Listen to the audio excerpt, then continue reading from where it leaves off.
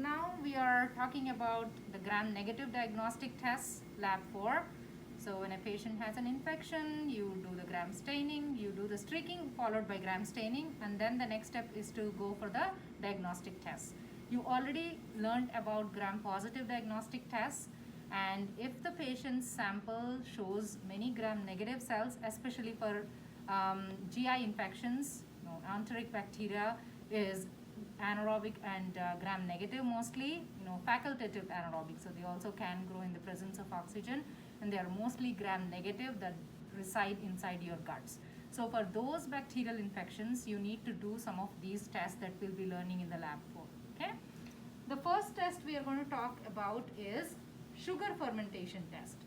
Majority of the gut bacteria, the enteric gram-negative bacteria, majority of them will have the ability to break down glucose. Okay, so that is one way you can identify whether the patient has this infection from the gut bacteria, from the gram-negative gut bacteria. So here you have 3 different test tubes. They all have glucose. Okay. Before you inoculate, they are orange in color because of their indicator duct. Okay. If the bacteria has the ability to break down glucose and produce acid, the orange color or the red color would be converted to yellow color, okay, because of the change in the pH. And that's when you know the bacteria is glucose fermenter. So this bacteria on the right hand side, it's a glucose fermenter because see the color change? The color changed from reddish orange to yellow. Some bacteria, they cannot ferment glucose, but they use some other sources present in the media. If they can use the protein source, they form some ammonia, which would convert the color of the tube from reddish orange to pink. So here in all of these 3, you only have one glucose fermenter, which is this tube, which is yellow in color. Okay. These tubes, they also have something that's known as Durham tube incorporated inside them. I'll show you guys the test tube from close shot so you can see the Durham tube.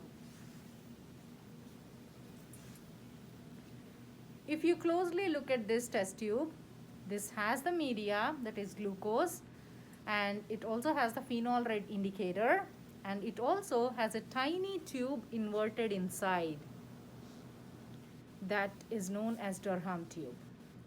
When the bacteria ferments glucose, most of the times they produce carbon dioxide gas. So this Durham tube is used to trap the bubbles, gas bubbles. So that also would be an indication of the positive fermentation. Okay? Test, the second gram-negative test we are going to take a look at is the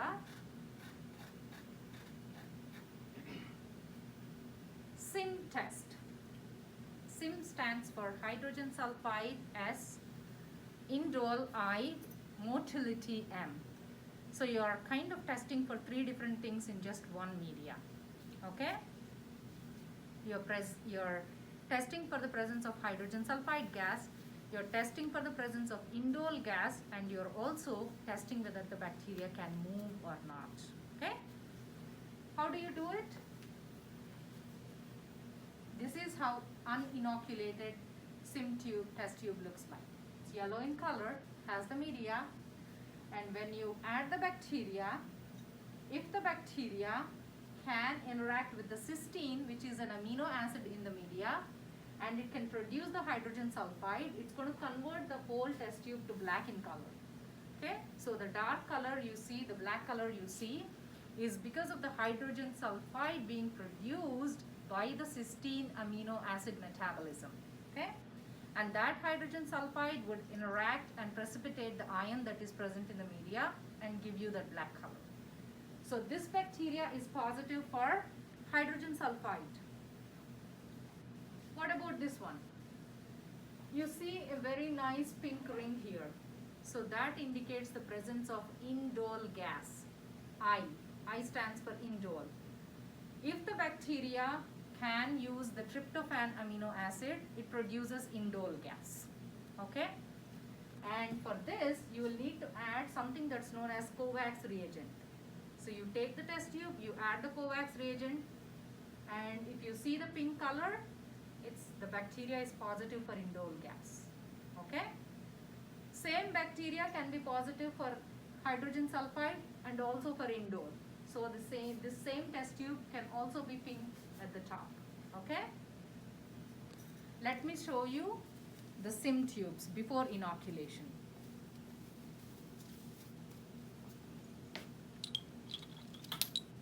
Okay. So this is a typical SIM tube, which you can see this is not a liquid, this is semi-solid, because you are also looking for motility, M. Once you add the bacteria, you can see if it is growing downwards or if the bacteria is spreading all the time.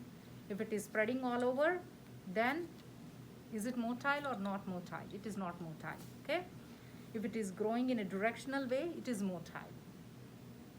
If the tube turns black, this bacteria is positive for hydrogen sulfide gas production and was able to use cysteine amino acid. Okay? And when you add Kovacs reagent, when you come back, add Kovacs reagent, and if you see a red ring, it's positive for indole gas production. Okay? HEK, which is the Hecton agar test. This is similar to your MSA plate, so it's selective and differential. Hecton agar has very high bile salts, so all the regular bacteria would not be able to grow. Only the bacteria that would really make you sick and those that are present in your stools and other samples, especially they are used to identify the Shigella and Salmonella causing severe GI infections. Okay?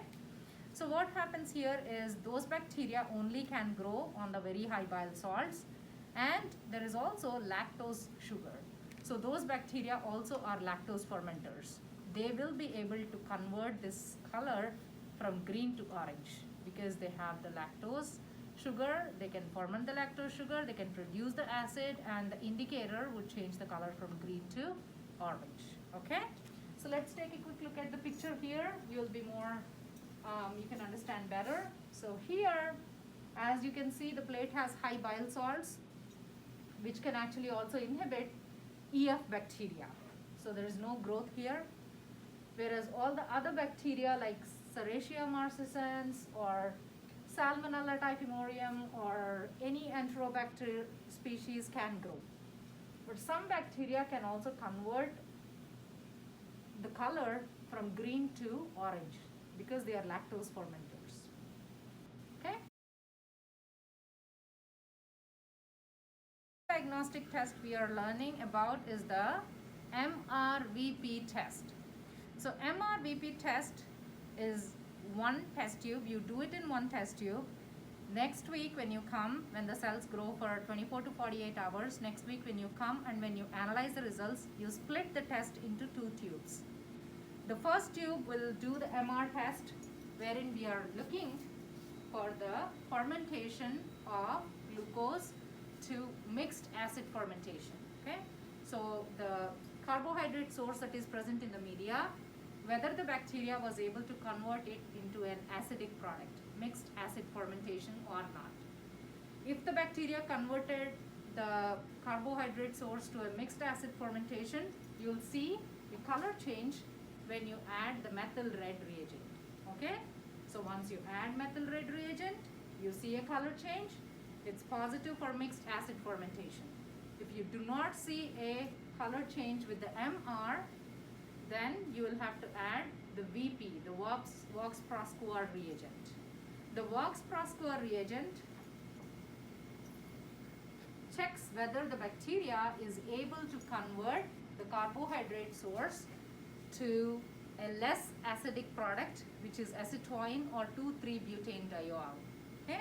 So the question is whether the bacteria is able to form mixed acid product or not acidic product. That's the question here. You add methyl red, you see a color change. The bacteria is positive for mixed acid fermentation. You add VP reagent, you see a color change. Then the bacteria is only positive for the acetoin or non-acidic product fermentation. And the products here are acetoin and 2,3-butane-diol. A commonly asked question in the quiz, can one single bacteria be positive for both MR and VP? The answer is no. They either form acid product or less acidic product. They cannot form both products. Okay? So bacteria would only give you positive either for VP test or MR test. Okay? So this is about methyl red wax prosquar diagnostic test. Okay? In the sugar fermentation test, the indicator dye you use is phenol red, whereas in the MRVP test, the indicator is methyl red. Just know the difference, and also the color changes are opposite. In the fermentation test, the positive is from orange to yellow, whereas in the methyl red test, the positive is actually from yellow to red. So it's opposite in the color changes. Okay, thank you. The fourth and a slightly complicated diagnostic test that you'll be learning about is the nitrate reduction test.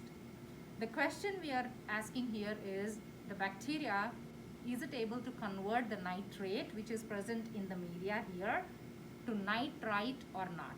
Let's take a quick look at the principle of the nitrate reduction here.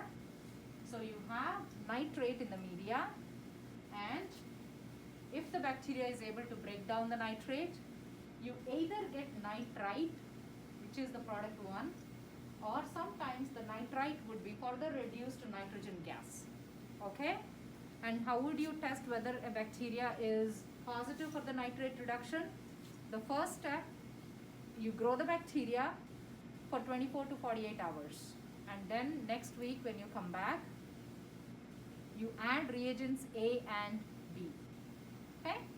So I say next week because typically you come after 1 week to the labs, but the bacteria would only grow for 24 to 48 hours. You can always read the result in 24 to 48 hours. So then you go and add reagents A and B. Reagents A and B, they give red color. If they give red color, then it's a positive test.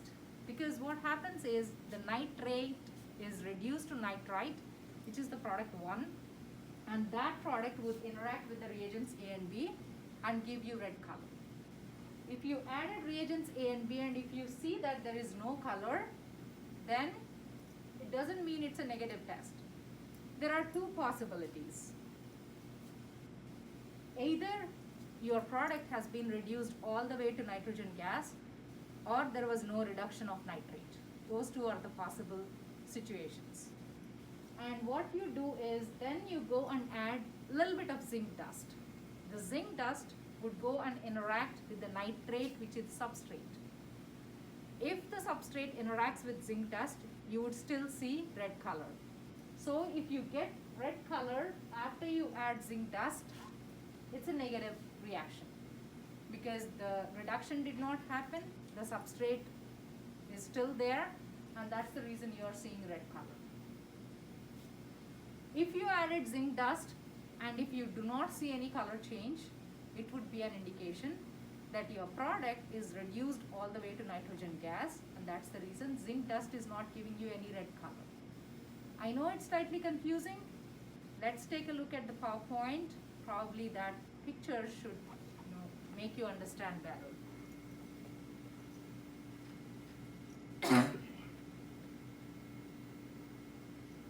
Okay, so nitrate reduction test.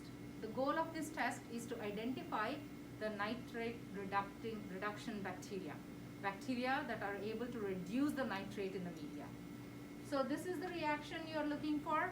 Nitrate sometimes can be converted to nitrite, and in some bacteria they can be converted all the way to nitrogen gas. Look at the tubes here. So these are after you grow the bacteria. The first test tube, you added nitrate reagents A and B. You see the red color. So this is a positive result, because what really happens there is the reagents A and B, they interact with the product nitrite and they gave you red color. You added nitrate reagents A and B and you saw that the reaction is colorless. Then you go and add zinc dust. When you go and add zinc dust, if it gives you red color after you add zinc dust, it's a negative reaction.